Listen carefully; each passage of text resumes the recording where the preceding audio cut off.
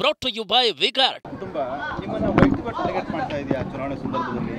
ಯಾವುದೋ ಬಾಲಕಿಯನ್ನು ಅಪಹರಿಸಿ ರಿಜಿಸ್ಟರ್ ಮಾಡ್ಕೊಂಡಿದ್ದಾರೆ, ಮತ್ತೆ ಅಪಾರ್ಟ್ಮೆಂಟಲ್ಲಿ ಧಮಕಿ ಹಾಕ್ತಿದ್ದಾರೆ.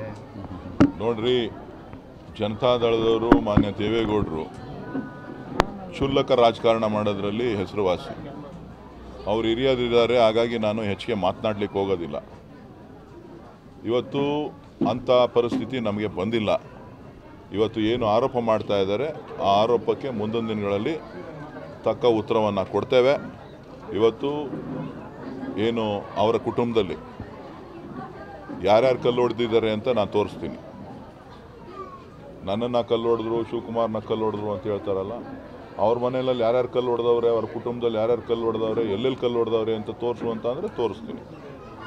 ಯಾರ್ಯಾರು ಜಮೀನನ್ನ ಯಾರ್ಯಾರು ಹೆಸರಲ್ಲಿ ಹಾಕ್ಕೊಂಡವ್ರೆ ಅಂತ ತೋರು ಅಂದರೆ ಅದನ್ನು ತೋರಿಸ್ತೀನಿ. ಅದರ ಅವಶ್ಯಕತೆ ನನಗಿಲ್ಲ. ಚುನಾವಣೆಯ ಸೋಲಿನ ಭೀತಿಯಿಂದ ಇವತ್ತು IT ಅವ್ರನ್ನ ED ಅವ್ರನ್ನ ನಮ್ಮ ಮುಂದೆ ಬಿಟ್ಟಿದ್ದಾರೆ. ಇವತ್ತು ನಮ್ಮ ಕಾರ್ಯಕರ್ತರುಗಳನ್ನು ಬೆದರಿಸುವಂಥ ತಂತ್ರಗಾರಿಕೆ IT ಅಧಿಕಾರಿಗಳು ಬಂದು ನಿನ್ನೆ ಕೆಲವ್ರನ್ನ ಅಧಿಕಾರಿಗಳನ್ನು, ನಮ್ಮ ಮುಖಂಡರುಗಳನ್ನ ಬೆದರಿಸುವಂಥ ಕಾರ್ಯಕ್ರಮ ಮಾಡಿದ್ದಾರೆ. ನನ್ನ ಡ್ರೈವರನ್ನು ಕೂಡ ಅವರ ಕುಟುಂಬದವ್ರನ್ನ ಎಳೆದಾಡಿರುವಂಥದ್ದು, ಭಾಳ ತೀಕ್ಷ್ಣವಾಗಿ ಹೆಣ್ಣುಮಕ್ಕಳನ್ನ ನೋಡಿರುವಂಥ ದುರ್ಘಟನೆಗಳನ್ನು ಇವತ್ತು IT ಅಧಿಕಾರಿಗಳು ಮಾಡಿದ್ದಾರೆ. ನಾನು ಅವರಿಗೆ ಎಚ್ಚರಿಕೆಯನ್ನು ಕೊಡಲಿಕ್ಕೆ ಬಯಸ್ತೇನೆ. ನಾನು ಈ ಸಂದರ್ಭದಲ್ಲಿ ಚುನಾವಣಾ ಆಯೋಗಕ್ಕೂ ಕೂಡ ದೂರನ್ನು ಬರೀತಾ ಇದ್ದೇನೆ. ಮತ್ತು ITಗೆ ಸಂಬಂಧಪಟ್ಟಂಥ ಯಾರು ಇಲಾಖೆಯ ಮುಖ್ಯಸ್ಥರಿದ್ದಾರೆ ಅವರೇನಿದ್ರೂ ಪರಿಶೀಲನೆ ಮಾಡಬೇಕು. ಅದನ್ನು ಬಿಟ್ಬಿಟ್ಟು ಹೆದರಿಕೆ ಆಗ್ತಕ್ಕಂಥದ್ದು, BJP ಪರವಾಗಿ ಅವರು ಕ್ಯಾನ್ವಾಸ್ ಮಾಡ್ತಕ್ಕಂಥದ್ದು, ಯಾವ ಥರದ ತಂತ್ರಗಾರಿಕೆಯನ್ನು ಇವತ್ತು ಏನು ಬಳಸ್ತಾ ಇದ್ದಾರೆ, ಇದು ಅಕ್ಷಮ್ಯ ಅಪರಾಧ.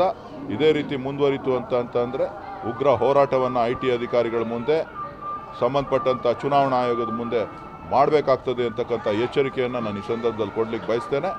ಹೆಣ್ಣುಮಕ್ಕಳನ್ನ ತೀಕ್ಷ್ಣವಾಗಿ ಮತ್ತು ಯುವಕರನ್ನು ಒಂಟಿ ಕಾಲಲ್ಲಿ ನಿಲ್ಲಿಸುವಂಥ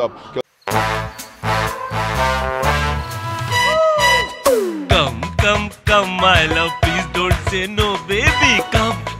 Come, my love. V-Guard ನ air coolers extra large cooling pad ನೊಂದಿಗೆ ಇದು ಎಂತೆಂಥವರನ್ನು ಕೂಲ್ ಆಗಿಸುತ್ತೆ. V-Guard air coolers, long lasting cooling. ಕೆಲಸಗಳು ನಿನ್ನೆ ನನ್ನ ಡ್ರೈವರ್ ಮನೆಯಲ್ಲಿ ಕುಟುಂಬದಲ್ಲಿ ನಡೆದಿದೆ. ಇದು ಎಷ್ಟು ಸರಿ ಅಂತಕ್ಕಂಥದ್ದು ನಾನು ಹೇಳಲಿಕ್ಕೆ ಬಯಸ್ತೇನೆ. ಸೋಲುನ ಭೀತಿಯಿಂದ ಈ ಥರದ ಒಂದು ಪ್ರಕರಣಗಳು ಇವತ್ತು ನಮ್ಮ ಮುಂದೆ ಕಾಣ್ತಾ ಇದೆ. IT ಅವರ ದೌರ್ಜನ್ಯ, ದಬ್ಬಾಳಿಕೆ, BJP ಅವರ ಕೈಗೊಂಬೆಯಾಗಿ ಕೆಲಸ ಮಾಡ್ತಾ ಇದ್ದಾರೆ. ಮಾಜಿ ಪ್ರಧಾನಮಂತ್ರಿಗಳ ಕೈಗೊಂಬೆಯಾಗಿ ಕೆಲಸ ಮಾಡ್ತಾ ಇದ್ದಾರೆ. ಇವತ್ತು ಸೋಲಿನ ಭೀತಿ ಕಾಡ್ತಾ ಇದೆ, ಅದಕ್ಕೋಸ್ಕರ ಇಂಥ ಒಂದು ಕೃತ್ಯವನ್ನು ಮಾಡ್ತಾ ಇದ್ದಾರೆ. ಅವ್ರಿಗೆ ಇನ್ನೇನಾಗಿದೆ, ಬೇರೆಯವ್ರು ಇನ್ಯಾರು ಸಿಕ್ಕಿಲ್ವಲ್ಲ ಅವ್ರಿಗೆ, ಅದಕ್ಕೋಸ್ಕರ ಆ ಥರ ಮಾಡ್ತಾ ಇದ್ದಾರೆ. ಅವ್ರೇನಾದರೂ ಇದ್ದರೆ ಚುನಾವಣೆ ಇತ್ತು ಅಂತಂದರೆ ಜನರ ಮುಂದೆ ಹೋಗಿ ಕೇಳಬೇಕು. ಎಲ್ಲದಕ್ಕೂ ಕೂಡ ಕಾಂಗ್ರೆಸ್ ಅವ್ರ ಮೇಲೆ ಅಂಥೇಳಿ ಇಲ್ಲ ಸಲ್ಲದ ಆರೋಪಗಳನ್ನು ಮಾಡ್ತಾ ಸೋಷಿಯಲ್ ಮೀಡಿಯಾದಲ್ಲಿ ಸುಳ್ಳು ಪ್ರಚಾರವನ್ನು ಮಾಡ್ತಕ್ಕಂಥದ್ದು. ಇವತ್ತು ಚುನಾವಣೆ ನಿಷ್ಪಕ್ಷಪಾತ ನಡಿಬೇಕು ಅಂತಕ್ಕಂಥದ್ದು ನಮ್ಮ ದೃಷ್ಟಿ. ಅದಕ್ಕೋಸ್ಕರ ಎಲ್ಲ ರೀತಿಯ ಸಹಕಾರವನ್ನು ಚುನಾವಣಾ ಆಯೋಗಕ್ಕೆ, ನಾವು ಸರ್ಕಾರಕ್ಕೆ ನಾವು ಕೊಡಲಿಕ್ಕೆ ಬದ್ಧರಾಗಿದ್ದೇವೆ. ನನಗೆ ಯಾರನ್ನು ಹೆದರಿಸುವಂಥದ್ದಾಗಲಿ ಬೆದರಿಸುವಂಥದ್ದಾಗಲಿ ಮತ ಕೇಳುವಂಥ ಅವಶ್ಯಕತೆ ಇಲ್ಲ.